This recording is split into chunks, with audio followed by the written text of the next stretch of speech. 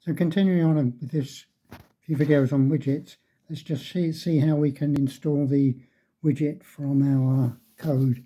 So at the moment, these are the widgets I've got and there's nothing there.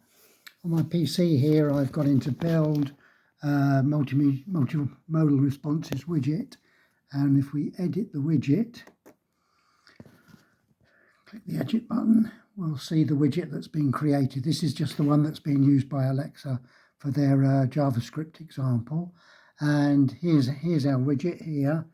And what you can do is you can preview it on here, or you can install it on a device. So I'm going to click the install. I'm going to select my Echo Show 8. Sorry, show you there. And I'm going to send it to the device.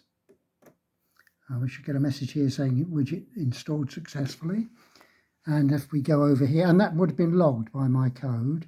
And if we come over here now, United Kingdom's calling code is +44. I must stop saying the A word. Here's our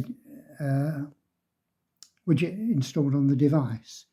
Now, this also, we can press the plant care reminder to take it into the skill, but we'll see that at the time, or we can press and, oh, actually we'll do that anyway. Welcome to the and that takes me to my plant care skill.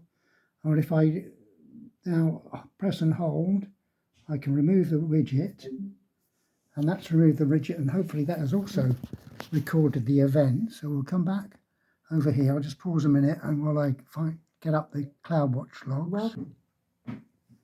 So I've got the CloudWatch logs up, and you can see here that this one here says the widget has been installed. That's one of the logs I've got.